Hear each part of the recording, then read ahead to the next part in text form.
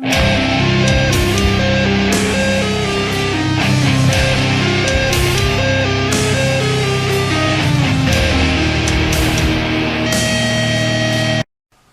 here, and today I'm going to be talking to you guys about the latest album from Binary Creed called Inferno.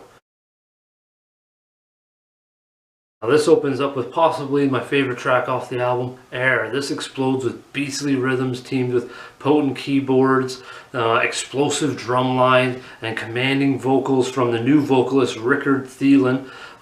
He's just blasting out inspired lyrics in this, and right away we get to hear how the instruments give off certain emotions, certain energy, and this song just attacks right off the bat with this album, especially the dynamic keyboard work. I really like the fullness of it. It has its own identity, it stands out on its own, and it adds a lot to the other instruments. It doesn't take over, but the keyboard work I really felt was unique, and I liked the sound of it too. The sound was really unique as well and really stood out, not even just on this album but amongst all the other keyboard work I've ever heard. I really like the tone of it. Really cool sound there, and you really get to hear that as well a little bit more in The Order of the Savorite Flame. This contains a balance of elegance hidden under hard-hitting metal. You get the pleasant keyboards at times along with Rickard, and they create this angelic sort of atmosphere just waiting to erupt in the chorus, which is so dynamic and so powerful. I really liked how this song evolves as it goes along. Like I said, the keyboards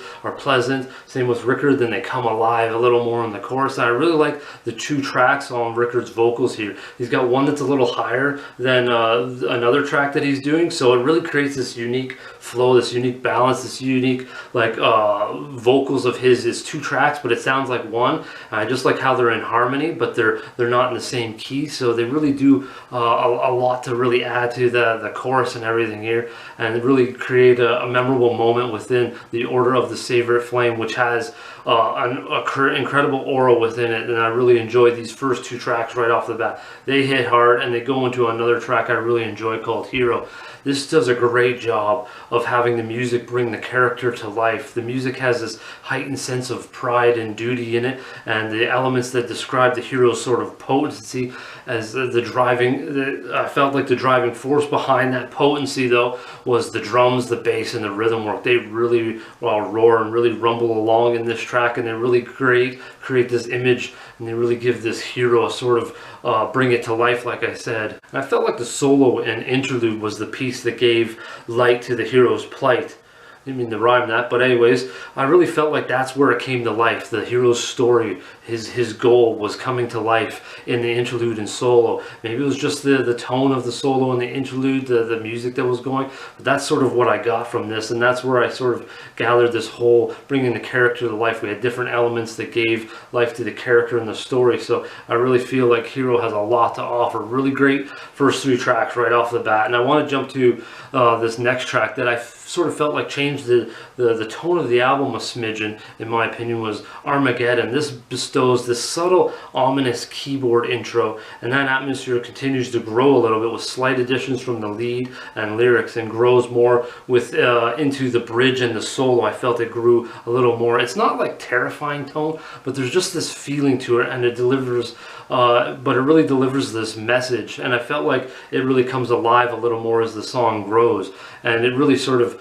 not really changed the album but helped move it forward in another direction. And I felt like the atmosphere continues off of this. It almost felt like they were a two-parter, Armageddon and this next song, Hyper. This ominous mood sort of strives forward a little more in this track with the addition of anger. The lyrics and vocals seem to attack a little more along with the music, and mostly from the drums. I felt like the drums really hit a little harder for some reason. I felt like there was like just this snare that just slaps. You got this hard-hitting bass drum that really thunders along with the guitar work. So I sort of felt like Armageddon and Hyper went hand in hand because of just the tone and how the atmosphere within both tracks sort of grew along and sort of continued into Hyper. So maybe that's just something I heard, but that's sort of how I felt these two tracks sort of united together and created that. So maybe they did it on purpose, maybe the song placement or how they wrote them, but I don't know, I just sort of felt that. Maybe you guys will hear that when you check them out. Now this next one is pretty interesting. I liked the nasty, disgusted vocals portraying this succubus in the song Zuccubus. The harmony part with the clean vocals creates this good versus evil battle visual that I really like. I like that Beauty and the Beast, that good versus evil vocals there, and how they really can sort of really create a song and stand out on its own. I like that you have to sort of separate these two vocals, try to observe and listen to them both separately, how they each paint a different entity in this track, and the music really goes along and applies itself perfectly to the vocals and vice versa. I think that's always important to do with songs when you have a more disgusted or more growly, harsh vocals compared to a more angelic and clean vocals. So I really felt like both vocals fit the music and vice versa. I think that was really well done in the song Succubus. Yeah, so I really enjoyed Inferno. This one has really got a lot of dynamics to it. There's even the few tracks in the middle there, like Nothing Lasts Forever, has a bit more of a progressive, like more traditional throwback sound to the previous couple of Binary Creed albums. So there's a lot of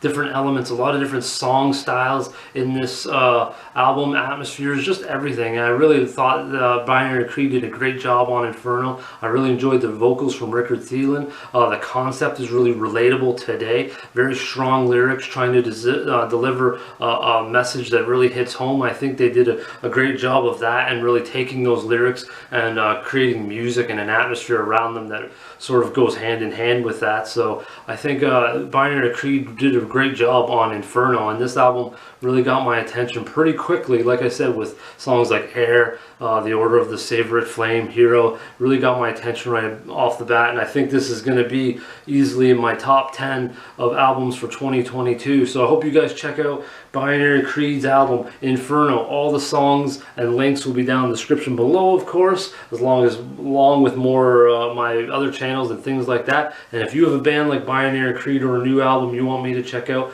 feel free to let me know in the comments or on Facebook, and try to get a hold of me that way. Anyways, until next time, folks, I want some heavy listening.